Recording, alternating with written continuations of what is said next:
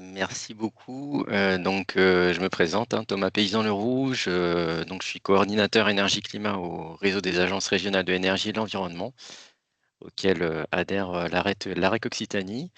Là, aujourd'hui, je vous présente le sujet effectivement de l'empreinte, sujet des émissions de gaz à effet de serre indirectes en général, sur lesquels je travaille de mon côté depuis pas mal d'années. Donc pour vous expliquer un peu ce sujet avant d'entamer effectivement des éléments, je l'espère, le plus clair possible. En fait, on s'intéresse en fait à ce sujet, notamment parce que, ce sujet, est tout simplement déjà une demande forte, hein, qui ressort, notamment auprès des collectivités les plus avancées. Car on sait en fait que les émissions, de gaz à effet de serre dites indirectes représentent une part importante des émissions, d'un territoire, que l'on s'intéresse au territoire au sens des activités productrices ou au sens des habitants qui le composent. Donc ce manque d'information, aujourd'hui, il est problématique. Non seulement on n'est pas il y a les collectivités ont du mal à avoir une idée à peu près une idée en tout cas, pardon, des volumes que ça représente. Et comme on sait pas, on n'a pas trop d'informations, souvent en fait, ce qui se passe, c'est qu'on mélange un peu beaucoup de choses. On a tendance à additionner différents éléments qui sont pas forcément, de nature à être additionnés, et il y a une vraie confusion sémantique entre ce qu'on appelle le scope 3, ce qu'on appelle l'empreinte. Donc là, je vais y revenir un tout petit peu, mais en essayant vraiment d'être rapide. Donc les émissions de gaz à effet de serre indirectes, autre aspect, qui explique aussi pourquoi on s'y intéresse de près, c'est que au niveau national, c'est pas une inconnue, donc c'est quelque chose qui, est d'ores et déjà, intégré à la SNBC 3, qui va intégrer ce volet, et donc il est vraisemblable que dans un futur, proche, ces éléments en fait, vont devoir être intégrés aux politiques territoriales, donc aux politiques climatiques territoriales. Aujourd'hui, elles ne le sont pas, elles sont plutôt, travaillées de manière volontaire par les collectivités, mais vraisemblablement demain, elles le seront. On peut passer à la suivante si tu veux, diapo. Donc, de quoi parle-t-on? Je vais passer les diapos, on aura un temps d'échange, hein, si vous me le permettez, après, parce que sinon après, ça va être compliqué en termes de timing.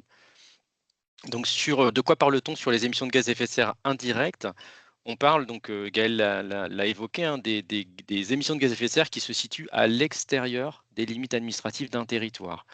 Donc ces émissions, elles peuvent être de nature, hein, soit ce sont des conséquences directes des habitants, des acteurs économiques, c'est-à-dire, voilà, vous prenez votre voiture, vous habitez un territoire, mais vous allez à l'extérieur du territoire, ce sont des émissions directes des habitants, enfin des habitants d'un territoire. Mais par contre, effectivement, dans une approche cadastrale, elles ne sont pas comptabilisées. On parle également de conséquences dites indirectes, donc des habitants ou des acteurs économiques à l'extérieur du territoire. Donc c'est pour notamment, voilà, vous savez très bien que vous achetez une voiture, vous achetez un bien matériel, sa production, elle est pas située sur votre territoire, mais à l'extérieur du territoire, souvent assez loin d'ailleurs, hein, du territoire. Et donc c'est ces émissions-là qu'on va comptabiliser. Donc on peut passer à la suivante, pour aller vite. Donc ces émissions de gaz à effet de serre indirectes, donc on les a, l'idée en tout cas, c'était de pouvoir, constituer déjà un certain nombre d'éléments de référence, sur le plan technique, sur le plan méthodologique, pour essayer justement de sortir de cette situation de, non-connaissance, de non-information auprès des collectivités territoriales. Donc, d'où l'objet d'un projet en fait qui s'est mis en place, il y a à peu près 1 an et demi, projet Voyaget sur lequel si vous regardez, vous allez, pouvoir retrouver des éléments webinaires, hein, des éléments d'information. Donc webinaires sur lesquels projets sur lesquels on a travaillé à plusieurs acteurs, et sur lesquels la première des choses, c'était de définir un petit peu les contours de base, d'une comptabilité, sur ce sujet des émissions de gaz à effet de serre indirectes. Donc en l'occurrence, pour faire simple, hein, aujourd'hui la quantification carbone, c'est essentiellement une problématique de focale et d'attribution. Donc, je m'explique en prenant un exemple simple. Si vous prenez les émissions de gaz à effet de serre, si on se focalise par exemple sur un trajet effectué par un véhicule, le problème c'est que, comment on fait pour, attribuer les émissions de gaz à effet de serre? C'est-à-dire, est-ce qu'on l'attribue au véhicule? Est-ce qu'on l'attribue à la personne? Comment on fait aussi pour comptabiliser ça, de manière géographique? Est-ce qu'on l'attribue aux diverses communes sur lesquelles les émissions de gaz à effet de serre ont été générées? Est-ce qu'on l'attribue éventuellement à l'industriel qui a produit le véhicule? Et jusqu'où on va sur la comptabilité de ces émissions? Est-ce qu'on comptabilise uniquement celles liées à l'utilisation du véhicule, mais aussi ou alors sa fabrication, sa fin de vie? Est-ce qu'on comptabilise les émissions qui sont liées aux infrastructures sur lesquelles, ben, il ne serait pas possible de circuler? Donc bref, c'est pas forcément très simple et pour faire en fait des choix techniques, sur lesquels on peut travailler, en fait, on considère aujourd'hui, 2 choix techniques. Le premier choix, c'est, de se focaliser sur l'habitant. Donc Gaël l'a expliqué, c'est-à-dire, attribuer en fait les émissions de gaz à effet de serre à l'habitant en tant que consommateur final. Donc de services, de consommateurs, de biens matériels ou de biens serviciels et en l'occurrence là, on travaille donc on va, les émissions de gaz à effet de serre donc sont attribuées à l'habitant. C'est ce qu'on appelle l'empreinte carbone territoriale. Voilà, il faut vraiment retenir ça, empreinte carbone égale émissions de gaz à effet de serre des habitants. Alors souvent, il peut y avoir un aspect de confusant, c'est que les émissions de gaz à effet de serre territoriales, des fois, on les rapporte à l'habitant. Ça ne veut pas dire que c'est l'empreinte, non, non. L'empreinte, c'est vraiment les émissions de gaz à effet de serre de l'habitant du territoire. C'est une simplification, hein, vous allez le voir juste après, mais en tout cas, c'est comme ça qu'il faut l'imaginer. Mais par contre, il y a d'autres modes de calcul des émissions de gaz à effet de serre sur lesquels je ne vais pas développer aujourd'hui. C'est ce qu'on appelle les émissions de gaz à effet de serre indirectes sur l'approche dite scope 3, hein. Vous connaissez ce langage souvent parce on parle de scope 1, scope 2, scope 3. Gaël a évoqué le scope 2. Bah, le scope 3, c'est les émissions de gaz à effet de serre élargies à l'ensemble des émissions de gaz à effet de serre indirectes.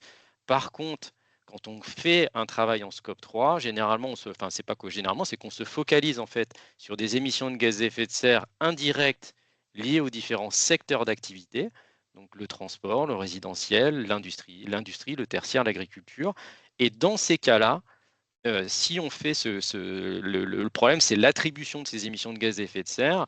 À partir du moment où on comptabilise les émissions de gaz à effet de serre du secteur, par exemple, transport, on peut avoir des recoupements, c'est-à-dire des doubles comptes d'émissions de gaz à effet de serre sur d'autres secteurs.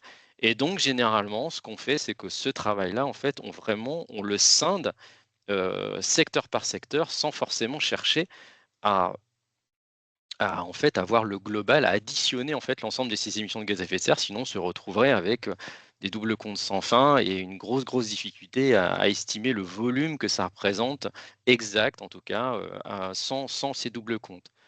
Et donc je reviens sur la partie d'empreinte. Par contre, Gaël l'a également évoqué, c'est-à-dire que l'empreinte des habitants, n'intègre pas, en tout cas, les émissions de gaz à effet de serre liées aux acteurs économiques, puisque les acteurs économiques sont considérés, pour le coup, comme des producteurs qui viennent alimenter la consommation des habitants.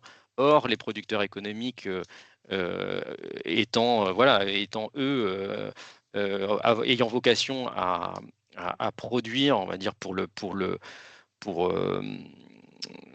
pour l'ensemble, on va dire, des consommateurs, il faut distinguer en fait, ce qui, est attribué, à l'habitant, ou à d'autres consommateurs qui ne se situent pas sur le territoire. J'étais un peu long là-dessus, mais c'est important, de pouvoir, bien considérer en fait, les 2 approches.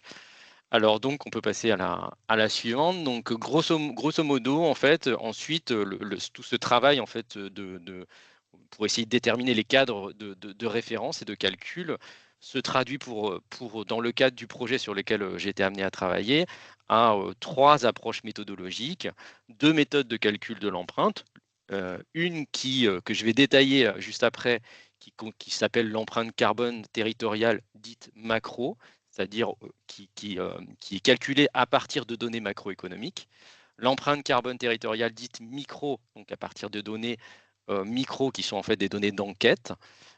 et du coup des émissions de gaz à effet de serre indirectes qui peuvent être calculées selon l'approche Scope 3 que je viens d'évoquer.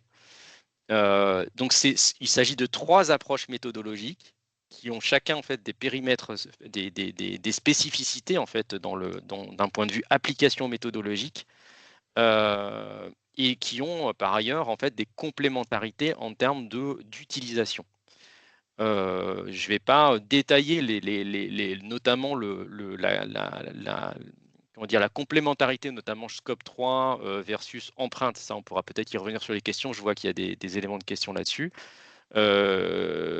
Par contre, je détaillerai juste à la fin de ma présentation, notamment comment finalement l'empreinte carbone en calcul macroéconomique peut être complétée ensuite d'une approche en empreinte carbone territoriale micro à partir de données d'enquête. Et donc l'empreinte carbone territoriale au sens calcul macro, c'est celle que vous allez retrouver, les données que vous allez retrouver dans Terristory. Donc d'où l'intérêt effectivement de vous expliquer ce que c'est. Donc on peut passer juste après, hein, le principe de calcul. Donc le principe de calcul, pour vous expliquer en fait comment ces données elles ont été calculées. Elles ont été calculées ces données en fait en prenant le principe, c'est d'utiliser notamment les principes de calcul issus des calculs issus pardon du, des travaux en fait, notamment portant sur les données économiques.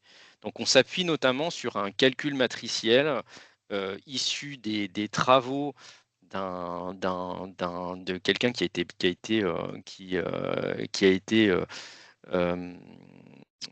a été pardon donc d'un chercheur en économie qui s'appelle Léon Tief, qui a proposé en fait un modèle en fait qui permet en fait de situer en fait quels sont les flux économiques entre États, et donc qui a proposé en fait un calcul pour ça, en tout cas un modèle pour ça, à partir en fait de matrices qui sont des matrices en entrée et en sortie, c'est-à-dire ce qui rentre d'un point de vue économique en flux économique sur les territoires, notamment les États, et ce qui ressort de telle manière à expliquer en fait les échanges commerciaux, et de pouvoir à modéliser en fait comment ils évoluent, comment ils se définissent. Donc, c'est un modèle de calcul qui est assez complexe, hein, vous le voyez, avec des formules de calcul matricielles sur lesquelles on va associer des extensions environnementales. Ça, vous le connaissez, ceux qui ont fait du bilan carbone connaissent ça, c'est-à-dire qu'on va attribuer ce qu'on appelle l'extension environnementale. Vous pouvez le simplifier en vous disant que c'est un facteur d'émission, en l'occurrence, puisque là, on parle d'émissions ces extensions environnementales ont pour le but de traduire en fait des volumes financiers en émissions de gaz à effet de serre, donc en tonnes équivalent CO2.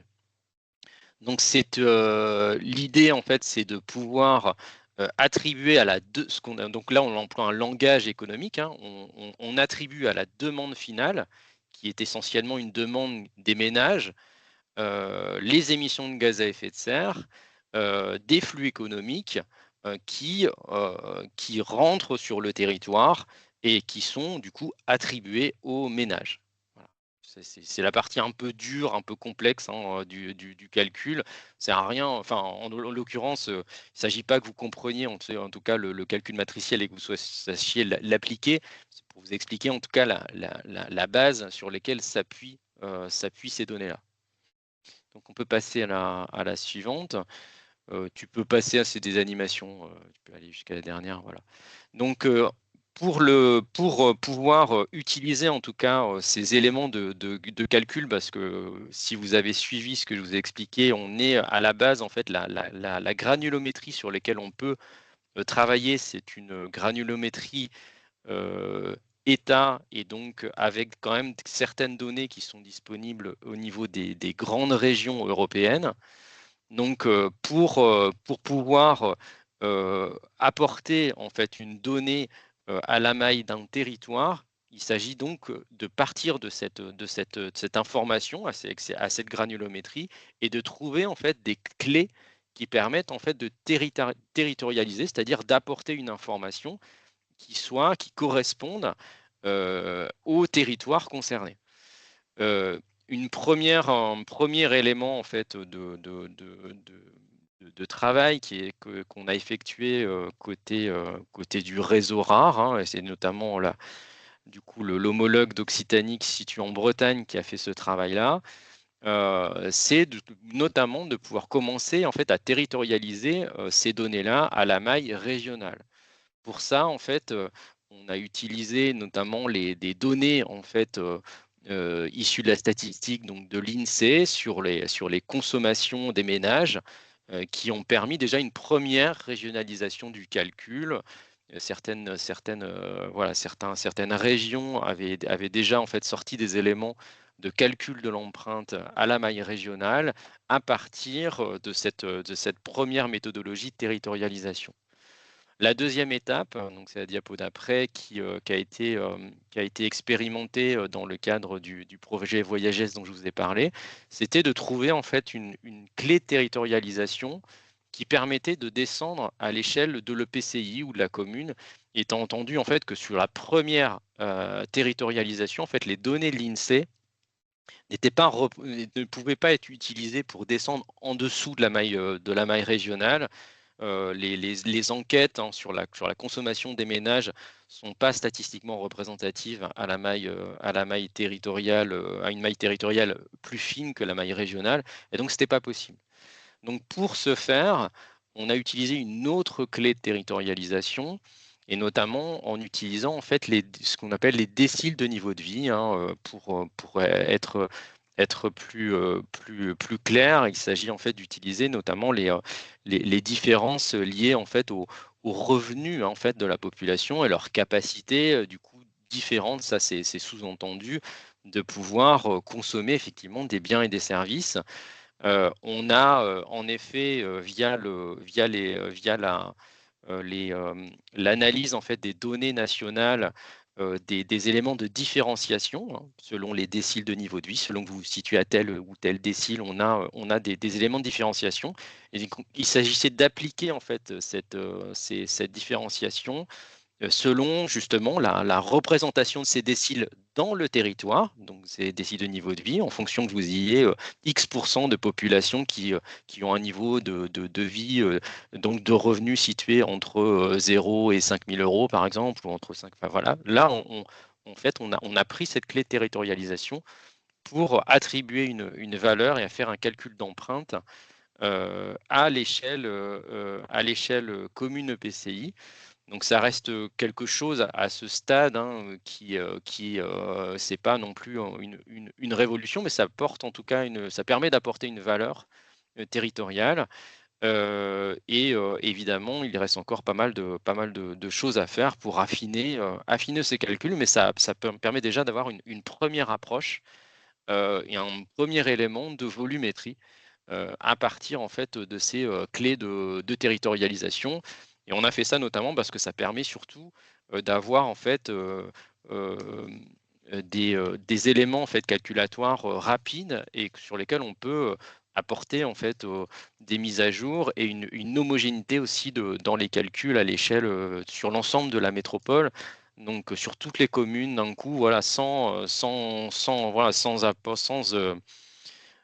mobiliser des moyens considérables. On est vraiment sur une approche modélisée et donc reproductible dans le temps.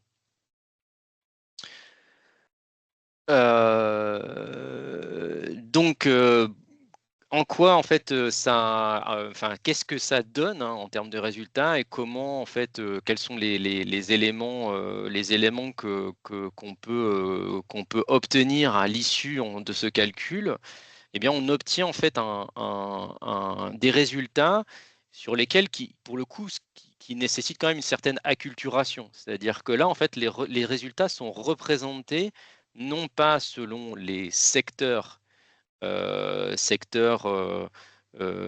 type tertiaire, transport, résidentiel, industrie, agriculture, encore une fois, qui ces secteurs-là sont vraiment liés en fait à l'activité du territoire, notamment au sens de l'activité économique. Là, on a un découpage en fonction en fait des catégories de biens ou de services qui sont consommés par les habitants.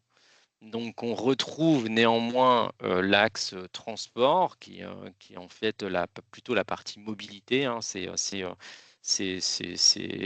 serait plus juste de l'appeler mobilité. On a gardé quand même le transport, que ce soit un peu plus parlant et qu'il n'y ait pas trop de perturbations sur la lecture. Il y a aussi les émissions de gaz à effet de serre liées au logement, donc là vous retrouvez produits alimentaires, loisirs et culture, biens et services.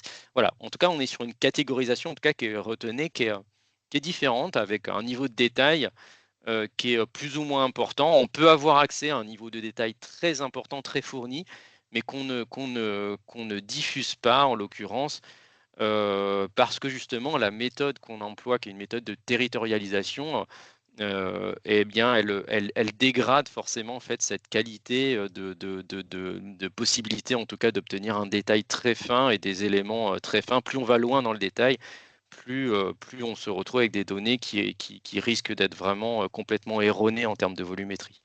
Donc on apporte un détail voilà, qui donne une lecture sur 10-15 catégories, qui permet déjà d'avoir une première approche. La particularité et vraiment l'intérêt, en tout cas d'un point de vue cette fois-ci, utilisation de ces données et mise en forme, c'est que par contre, étant donné qu'on s'appuie sur comme vous l'avez compris, sur des bases de données matricielles à l'échelle en fait de l'ensemble des États, au niveau mondial, on peut pour le coup avoir, selon en fait les biens de consommation, selon les services, on peut situer en fait la localisation des émissions de gaz à effet de serre. Donc là, vous voyez quand même l'intérêt par rapport à ce qu'on peut retrouver dans d'autres méthodologie, c'est que là, on a vraiment la capacité à montrer finalement, à situer la problématique climatique dans ce qu'elle est, c'est-à-dire une problématique qui est d'ordre planétaire. Donc,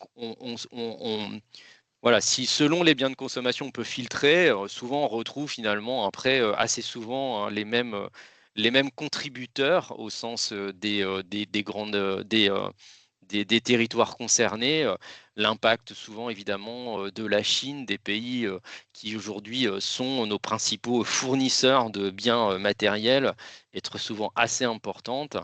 Et après, on a en fait à travers ces données-là une chaîne en fait d'émissions en fait à travers la chaîne de production qui se matérialise visuellement en fait sur ces graphiques-là. Et Thomas, on verra tout à l'heure visuellement, on va retrouver ce même principe à l'échelle de l'Occitanie pour vos territoires, à la fois le sectoriel et également ces bulles, on va dire, d'empreinte carbone territorialisée. Un petit point d'alerte peut-être sur le timing. Ouais, pardon, je vais, voilà, normalement, il Voilà, reste donc pas grand-chose, je crois. et puis voilà, puis on arrive vraiment au moment où c'est intéressant, comment on le transpose dans une collectivité, maintenant qu'on Oui, a compris c'est les différentes éléments d'information et la complémentarité, comment on joue avec finalement ces différents modes de calcul. oui. Donc vous l'avez compris, donc ce sont deux modes enfin, on est sur un mode de calcul, qui doit bien être différencié, bien être compris. C'est-à-dire on n'est pas sur la même manière d'approcher, en fait, les émissions de gaz à effet de serre. Et l'intérêt, déjà premier, alors, quelle que soit pour le coup la méthodologie employée, en tout cas sur la partie de calcul des émissions de gaz à effet de serre indirectes, c'est déjà de pouvoir commencer à approcher de manière quantitative et donc possiblement de pouvoir l'intégrer à sa politique de décarbonation un certain nombre de sujets sur lesquels potentiellement aujourd'hui vous n'avez pas d'éléments quantitatifs au sens où la quantification des inventaires cadastraux, notamment en scope 1, scope 2, ne le permet pas. On peut, voilà, il y a différentes thématiques, hein, là, il y a quelques exemples en fait sur lesquels on peut, vous voyez que là, on peut commencer en fait à travailler ces problématiques-là. C'est tout ce qui est, par exemple, matériaux biosourcés, c'est-à-dire toute la production en fait locale, la sobriété, foncière, les circuits courts en alimentation, la production, l'éco-conception, la relocalisation de l'industrie, le renouvellement des parcs de véhicules, l'autopartage, voilà, tout un tas en fait de sujets sur lesquels aujourd'hui, quantitativement, si vous souhaitez travailler en fait ces sujets-là, vous n'avez pas trouvé d'accroche quantitative permettant de le faire.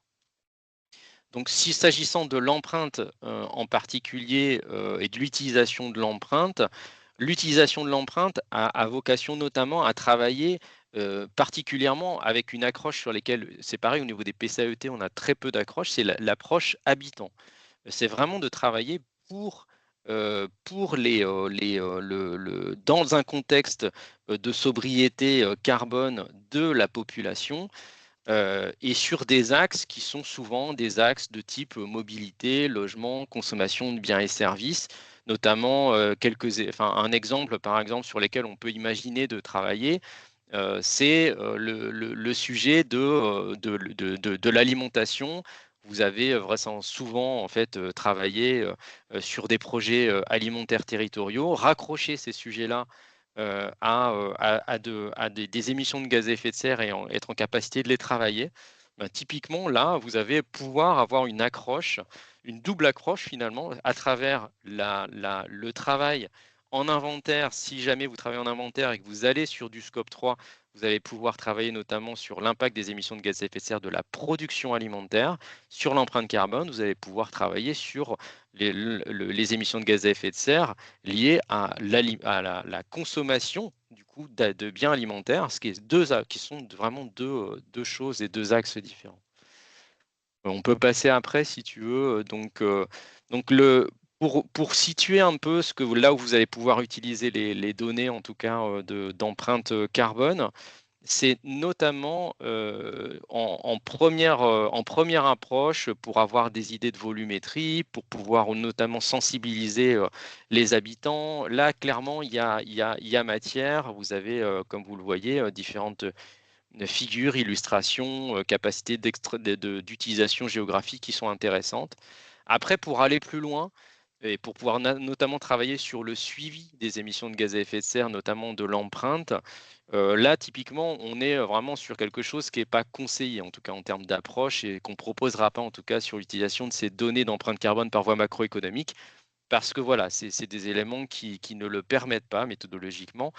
En revanche, il est possible de glisser sur l'approche plutôt micro, d'enquête. Là, je vous invite, hein, si vous êtes intéressé sur ces sujets-là, vraiment à vous rapprocher de l'Arc Occitanie ou du RAR pour se dire, bah, moi, c'est un sujet que j'aimerais bien travailler. Et auquel cas, il y a voilà, il y a des choses qui sont en cours de réflexion, notamment pour travailler à l'échelle de cohortes et de quartiers, pour engager en fait des habitants sur la sobriété carbone. Ouais, et je m'arrête là, je suis désolé, j'ai peut-être extrapolé mon temps Non, est pas de peut-être souci. complètement pulvérisé, je ne sais pas. C'est bon, c'était parfait, Thomas. Peut-être pour Ok. transposer dans l'outil Terristory, voilà, on retrouve les visualisations sous la forme des camemberts en bas.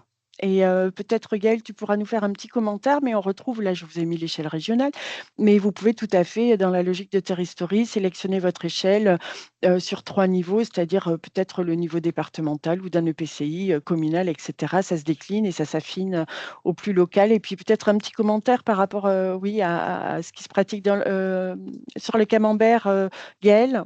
Mm.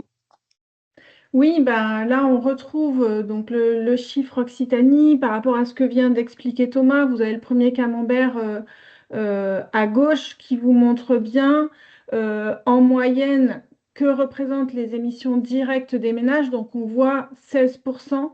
Donc ça veut dire que tout le reste qui est lié à la consommation d'un ménage moyen, ce sont des émissions indirectes qui ont été générées en dehors du territoire. Donc, c'est vraiment l'information clé de cet indicateur d'empreinte, c'est d'avoir le volume des émissions qui ont été émises en dehors du territoire, en dehors de la France, mais qui ont été générées par une consommation des habitants localement. C'est vraiment ce qu'il faut retenir de l'intérêt de cet indicateur. Et ensuite, vous avez la même chose donc sur le camembert à droite, mais là, avec des distinctions par type de consommation. C'est un peu l'équivalent de l'histogramme qu'a présenté Thomas tout à l'heure. Donc là, on voit la part de chaque type de consommation dans ces émissions indirectes.